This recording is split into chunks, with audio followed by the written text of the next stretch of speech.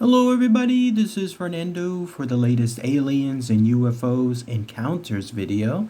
I wanted to mix this one in here while I'm continuing with your mafia and gangster suggestions.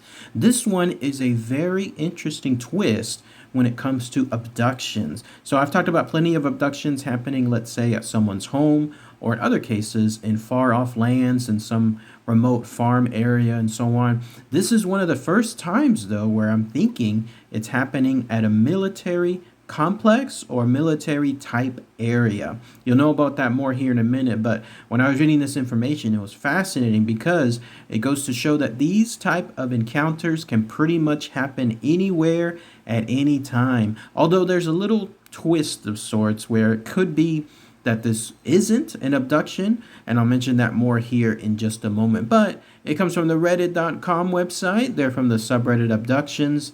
The user's name is southernhick73, and they titled theirs as, "Was I abducted during military training?" So let's go ahead and let's share this experience, and then I'll mention what that red flag is as well, and then love to hear what your own thoughts and comments are on there too. So here's what they state.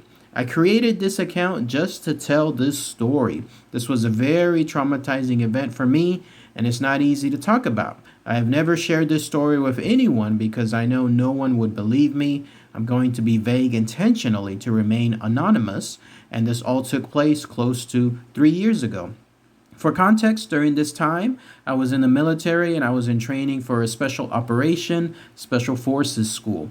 During this particular portion of the school, we were conducting day and night land navigation. The terrain was hilly and desert. This was an individual effort type of evolution where we were responsible for finding different points on a map and then recording the code of said point on a piece of paper to prove that we found each point on the map.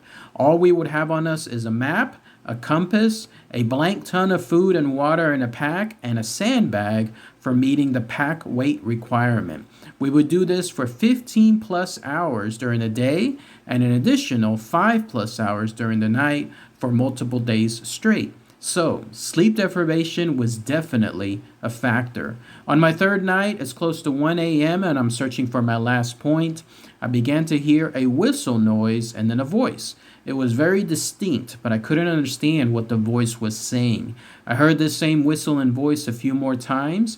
Each time was exactly the same as the first, same sound, same direction, same distance, even now as I was moving. The direction I was heading for my point was the direction I heard the voice coming from. I got lucky and I found that point fast, recoded the code, and then got the hell out of there. On my way out of there, at a distance, I noticed a fellow student heading in the same direction I was coming from. I knew he was a student because he had on the same gear as I did, but I admit I couldn't see his face or anything. After a couple of minutes, I'm out of the area I was just in. I check my watch, and it's now 1:17 a.m. I had up until 2:15 a.m. to make it back. As I sit down and take a look at my map and compass to determine my location to make it back, I hear this whistle and voice again. This time, it's closer to me and coming from a different direction. To my left, north, I believe. Also, I'd like to mention again, it was hilly. The noise could have just echoed and never ever changed direction. So I began to panic. I'm fumbling around with my effing map and compass to try to determine where I need to go to make it back to the map. As I hold my compass steady, I realize my compass is now spinning uncontrollably. And so I throw all my blank in my pack and then begin to run in the direction that I was pretty sure the camp was in. I knew that I had about 5 kilometers to go, so I paced myself. The next thing I know, my vision begins to dim from the corners, and then I stopped running. I tried to continue to run, but I had no control over my body. That's the last thing I remember before everything went dark. I feel my body get picked up and moved laterally. After this, I feel my clothes being taken off gently and things being inserted into my skin as well as my rectum. It was extremely painful. I remember I couldn't hear anything either. It was muffled. After what felt like maybe 20-ish minutes, my vision comes back and I'm laying face up in some vegetation. My clothes are on and I see and hear nothing abnormal. I'm in so much disbelief of what happened to me that I convinced myself I fell asleep. But what's weird is my compass is missing, which is hard to believe because we tie our gear to our clothing. Furthermore, my ass hurts bad. I checked the time and it's 1:20 exactly. After getting to the camp, I asked around to fellow students who finished if they heard anything weird out there, and after asking about 10 students, one of them said they heard a whistle sound with a voice, but then that was it. I confirmed that they had been in the same area I was in at around the same time. He said nothing else happened or was out of the norm. What do you guys think? I want to chalk it up to sleep deprivation, but with my compass missing and me having pain in my ass and another student hearing the whistle and voice too, it feels real to me.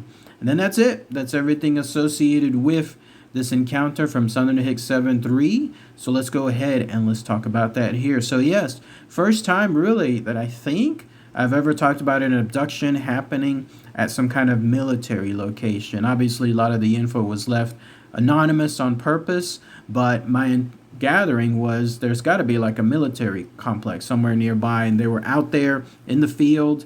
You know how those military bases, especially those out there away from town, have hundreds and hundreds of acres that they have to themselves. So here they were, basically this user out there, and this is the red flag. They were on sleep deprivation. They mentioned that they were doing multiple days, 15 plus per day, like in terms of hours, in terms of finding certain spots, and then 5 plus more hours during the nighttime. So if you add it up, that's 20 hours out of 24 hours per day. So 4 hours of just sleep, and this is over multiple days. Eventually, there will be sleep deprivation. That's the red flag, because sleep deprivation can cause certain things, certain reactions from people. They don't know what they're doing. Their mind starts playing tricks on them. They start hallucinating things as well. It's one of those situations where the body is just in a weird place because of the fact that it doesn't have the sleep that it needs. So with that red flag there, makes you wonder everything that this user encountered, from the whistle, from the noise, from what looked like things were dimming out and then them passing out and so on, was it related to that sleep deprivation? If it wasn't truly that, then obviously something else happened. They heard a voice, they heard a whistle, it seemed to follow them everywhere they were going, and then they noticed with regards to them and their quest to finding these codes at specific spots, at one point they noticed that there was someone else that was following them. He thought at first that it was a fellow student because it looked like it. They looked like they had the same gear, and so they just couldn't see their face. So what could it have been? Was it someone else from the group, from that military training as well? Or was it something else, something mimicking that type of association, like in terms of the group members? And then that's when it was able to get this user right there, right out in the open. And then obviously it looked like they were abducted, and then they had some kind of examinations done, including right up the butt as well. And that was the other thing that points to that as well. When they woke up, not only was their compass now missing, which was curiously going haywire before they ended up passing out, but also they had physical pain. They had physical pain up their butt from having whatever was occurring during that abduction now having an after effect. So is this true? It's still vague. I don't know 100% when it comes to that.